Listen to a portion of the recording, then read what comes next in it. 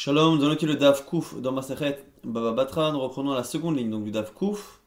La Gemara propose Veli Malehu. Il a qu'à leur dire Shiklou Ditrou Ve Avoli Didi. Reprenez le vôtre et rendez-moi le mien. Ici, encore une fois, on est dans la Mishnah. La Mishnah avait dit que lorsque quelqu'un a un terrain et que sur ce terrain il y a un chemin qui appartient au Tibour, au public depuis longtemps, si il veut échanger contre finalement la halacha et leur donner un autre chemin sur un autre côté et reprendre le sien, on avait expliqué que l'ancien chemin continuait d'appartenir au Tzibour. Et dans le Daf d'hier, on avait expliqué pourquoi. Maintenant, nouveau sujet. Pourquoi non seulement il continue de ne pas avoir le premier, mais pourquoi le nouveau qu'il a donné en échange, il ne peut pas le récupérer. Donc la Gemara nous a expliqué pourquoi il a toujours perdu le premier, mais pourquoi le deuxième qu'il a donné, il ne le récupère pas. Vélimalou, il a qu'à leur proposer. Shiklou Didrou, reprenez le vôtre, l'ancien. Véavoulu Didi, et rendez-moi au moins le nouveau. L'Agmara propose et dit que peut-être que notre Mishnah va comme Rabbi Eliezer. Hamani, qui est le Tana de la Mishnah? Rabbi Eliezer, c'est Rabbi Eliezer. Pourquoi? Des Tanya, c'est une Braïta. Rabbi Uda Omer, Mishum Rabbi Eliezer, que Rabbi Uda disait non de Rabbi Eliezer. Rabim Shebareru Derech Le'atzmam. Un public qui a choisi un chemin. Maché Barérou ou Barérou, ce qu'ils ont choisi, ils l'ont choisi, c'est-à-dire ça leur appartient. Donc ici, c'est une chita assez particulière de Rabbi Eliezer, même si on verra qu'on a deux manières de la comprendre. En tout cas, pour l'instant, dans la première compréhension, on a l'impression que finalement le tzibour, un public, une ville, a le droit de choisir de manière arbitraire de prendre un chemin dans le terrain de quiconque et de se l'approprier. La Gemara dit, Rabbi Eliezer, Rabim Gazani Minhu. La Gemara dit, attends, mais selon Rabbi Eliezer, un public a le droit de voler. Est-ce qu'on a le droit finalement de voler? Alors, Amar Rav Gidal, Rav Gidal propose à Marav, au nom de Rav, que c'est un cas particulier qui est Gon Shavdalahem, Derech Beotasade. Non, ce qu'a dit Rabbi Eliezer et donc le Kanot Mishnah, c'est un cas où Avdalahem Derech Beotasade. C'est qu'à la base, ils avaient un droit de passage sur ce terrain. Simplement, Avdalahem Derech. On a perdu la connaissance de ce chemin, où est exactement le chemin qui était la propriété du tzibour, du public. Et comme on a perdu à ce moment-là, quand ils choisissent après sur le terrain arbitrairement un autre chemin, à ce moment-là, Maché Barero, ce qu'ils ont choisi leur est acquis. Ça, c'est ce qu'on nous dit pour l'instant. Là, m'a dit, Iachi, si c'est ça, ils ont totalement raison. Non seulement ils ne sont pas voleurs, mais ils ont totalement raison. Iachi, Amayama Rabba Baravuna Amarav. Pourquoi on a dit au nom de Rav, c'est plus Rav Gidal qui le dit cette fois au nom de Rav, mais c'est Rabba Baravuna. En halakha ki Rabbi Eliezer. On a dit que l'halakha n'est pas comme Rabbi Eliezer. Or, si on explique que Rabbi Eliezer, quand il dit que le public qui prend un chemin, ça lui appartient, c'est pas qu'ils le font comme un vol, mais simplement ils ne font que récupérer un remplacement d'un chemin qu'ils avaient, à ce moment-là, pourquoi ne pas dire que l'halakha est comme lui?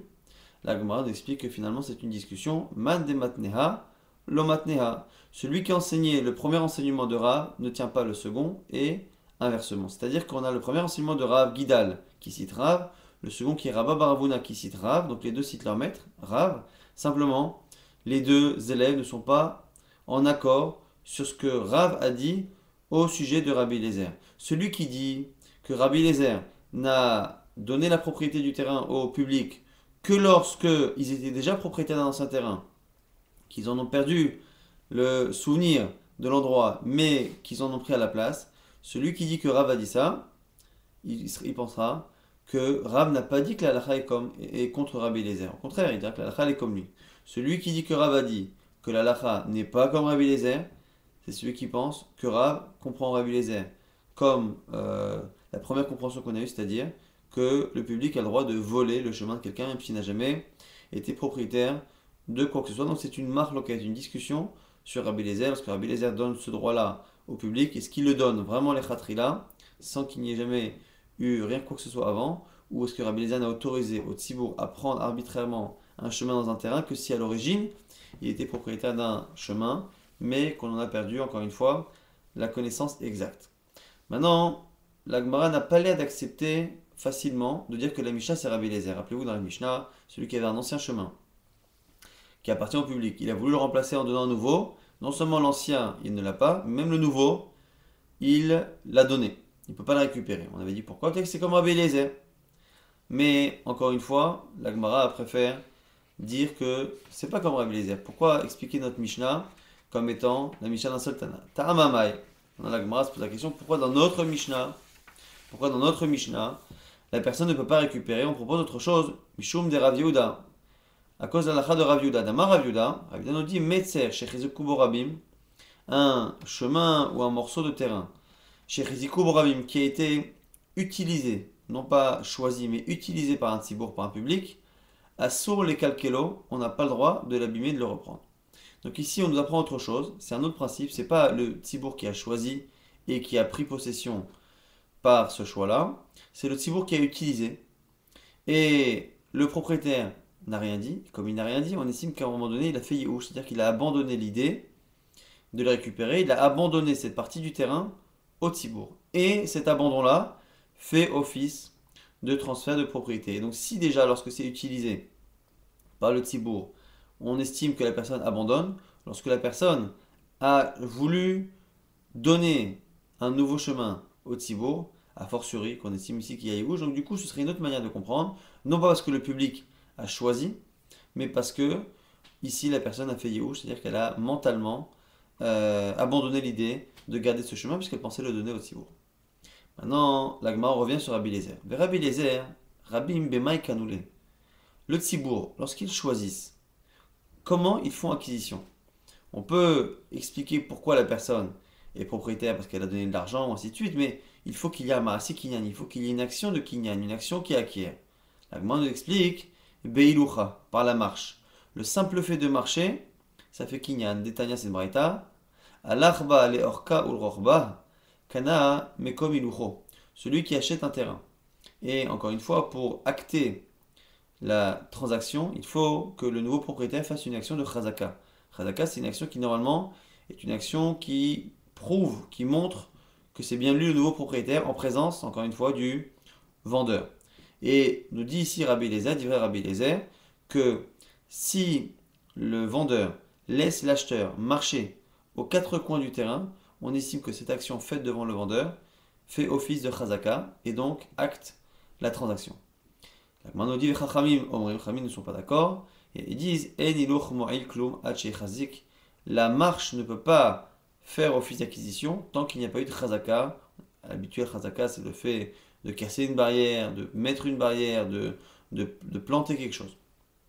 Maintenant, la Gemara nous rapporte une explication de Rabbi Eliezer. Amar Rabbi Elazar. Rabbi Elazar, cette fois, explique Maïtarma, quelle est la raison de Rabbi Eliezer?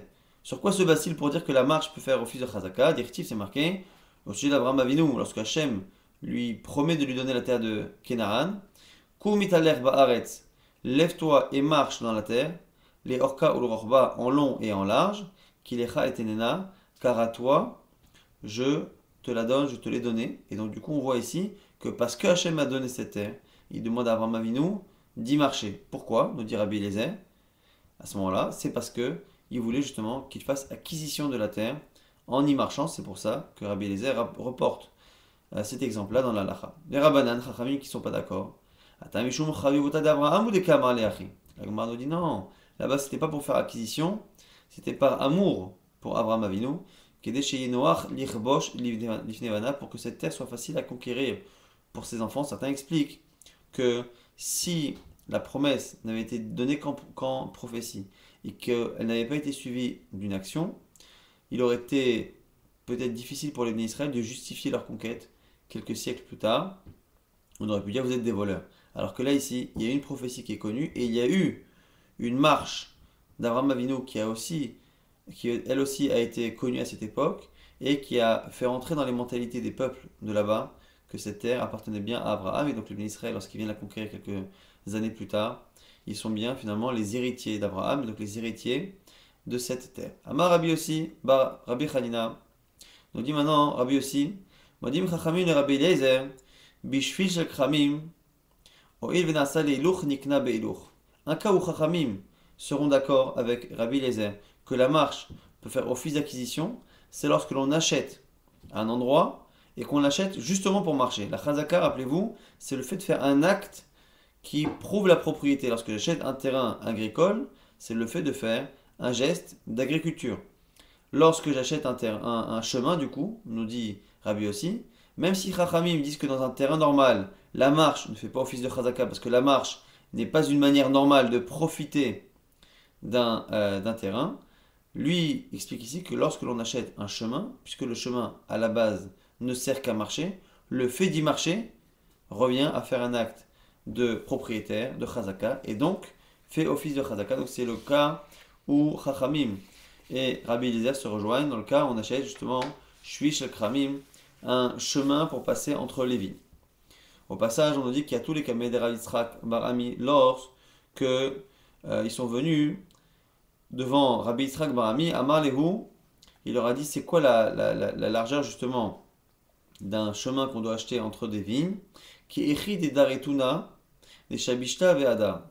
De telle sorte à ce que la personne puisse porter tuna des shabishta, tout ce qui est les raisins qu'il a récoltés et tout ce qui est nécessaire, le matériel, qui puisse le porter justement dans ce chemin. Imaginons ici que c'est un chemin qui est mugdar, c'est-à-dire qui est défini par des barrières qu'on verra par la suite, et donc il faut que la personne puisse avoir la largeur pour aller, se retourner et revenir.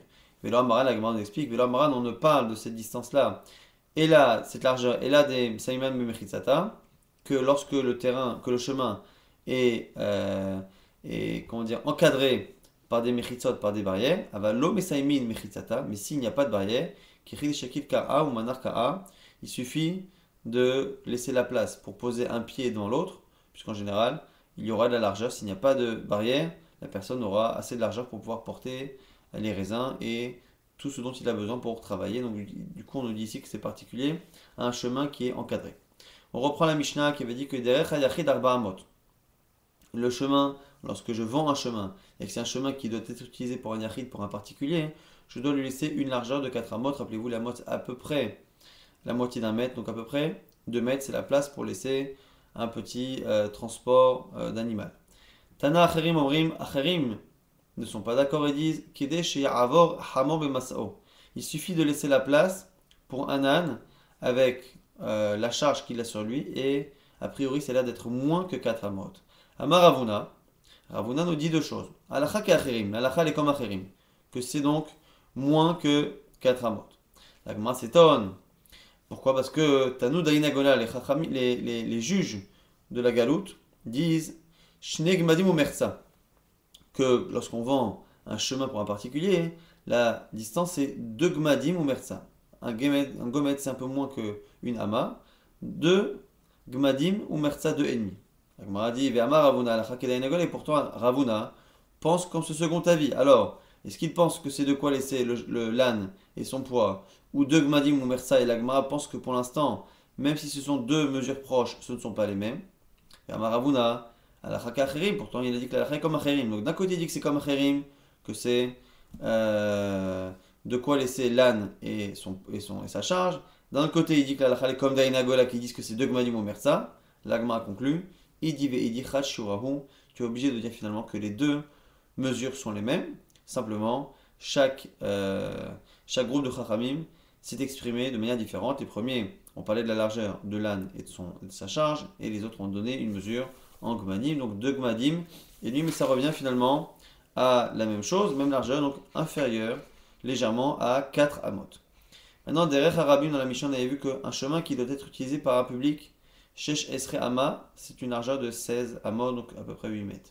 Tanoura Banan, au passage, la Braïta va nous élargir un peu les cas de la lacha. Derech hayachid arba amot, pour un particulier c'est 4 amot.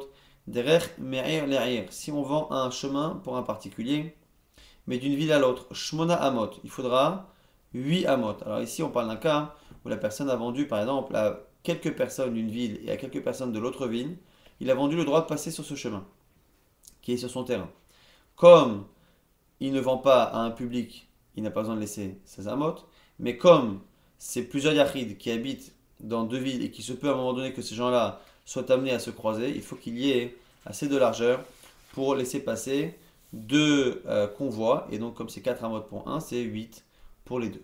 Derech harabim sheshesre amot, on reprend ce qui est marqué dans la Mishnah, donc la Braïta répète que pour un public c'est 16 amot, et nouveau cas qui n'était pas rapporté dans la Mishnah, derech haremiklat, le chemin pour accéder aux villes de refuge, Shloshim ou Shnaim Amot, c'est 32 Amot. Les villes de refuge sont les villes que la Torah nous a contraints de construire pour à la fois punir, en tout cas, ou expier la faute de celui qui a tué son prochain par inadvertance, sans le faire exprès, par accident, mais également pour, et c'est là qu'on a besoin du chemin, pour permettre à cette personne-là de se sauver de la vengeance de la famille de la personne qui est morte.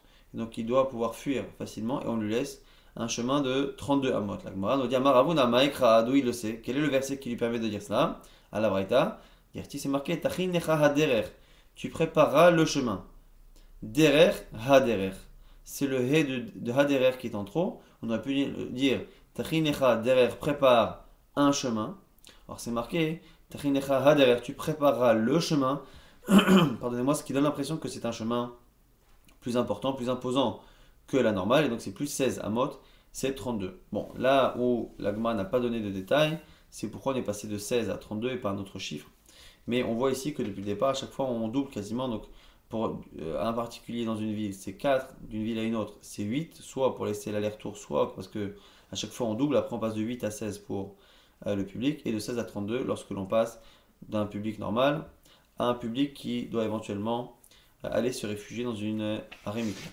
Derech HaMelech en Lashio, on a dit dans la Mishnah que le roi, le chemin du roi n'a pas de distance réglementaire, c'est-à-dire qu'il peut être aussi large qu'il veut. Pourquoi? Shamelech Porez Gader, que c'est marqué en Sanhedrin que le roi, il est Porez Gader, il a le droit de finalement casser les barrières, de franchir tout ce qu'il veut, la Rasot Lodaya pour se faire un chemin. En Mamchin Viedo, s'il fait ça, personne ne peut l'en empêcher. Là-dessus, les Rishonim discutent. Certains disent que le roi a le droit de faire cela quand il veut, où il veut. Selon le Rambam, c'est que lorsque le roi part en guerre et pas simplement pour aller se déplacer pour son plaisir. Derech HaKever en Hashio, on reprend la Mishnah qui disait que le chemin pour un convoi mortuaire n'a pas non plus de distance réglementaire minimale. Mishum Yekara de Shirva, la Gemara nous dit pourquoi? Par Kavod, pour Shachva, pour le défunt. Alors pourquoi?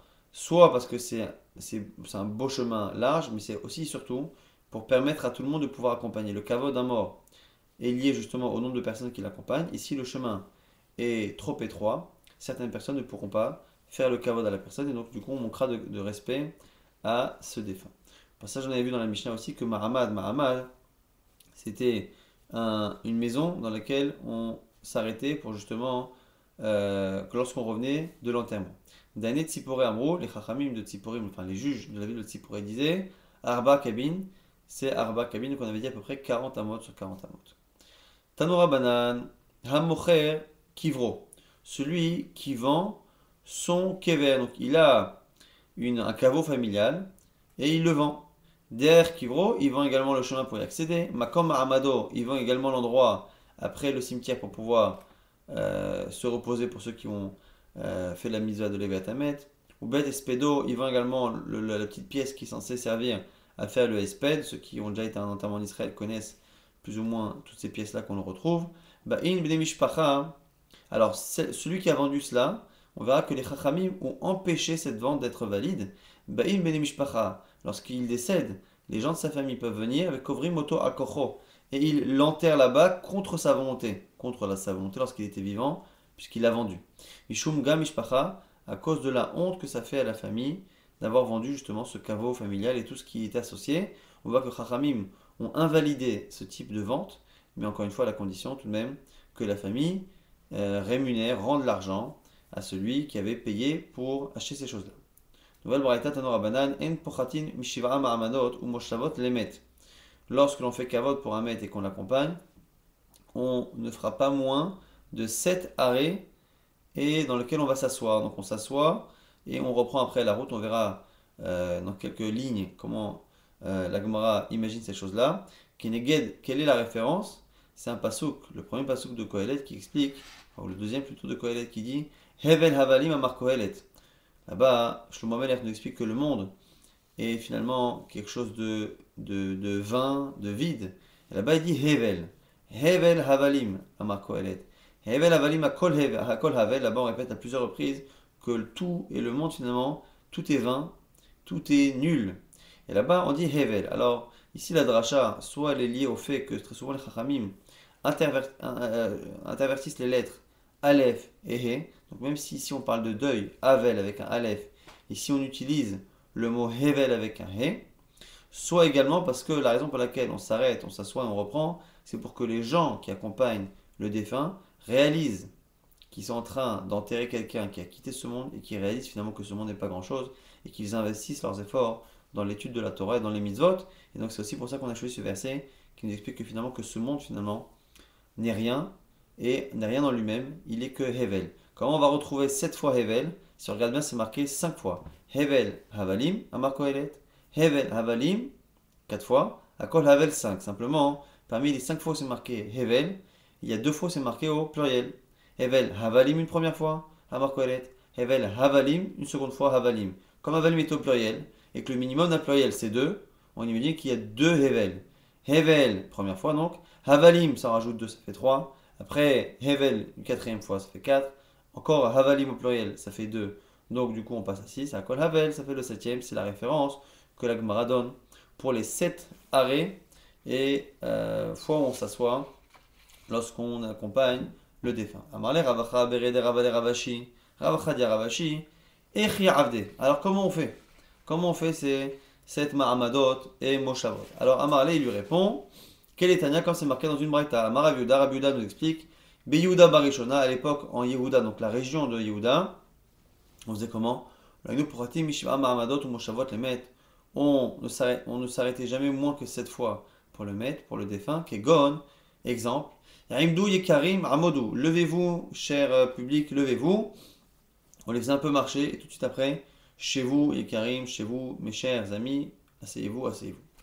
Amrolo, ils lui ont dit, Imken, si ce n'est que ça, le principe de Mahamadot ou Moshavot, Ave Shabbat Mutar la Sotken. À ce moment-là, on peut même le faire Shabbat, c'est ce qu'on voit ici dans la Braïta, puisque finalement, il n'y a que le fait de s'arrêter, de se lever. Achate de Rami Bar Papa, la sœur de Rami Bar Papa, Avanissi Balé, les Rabbi Avia, était mariée avec Ravavia.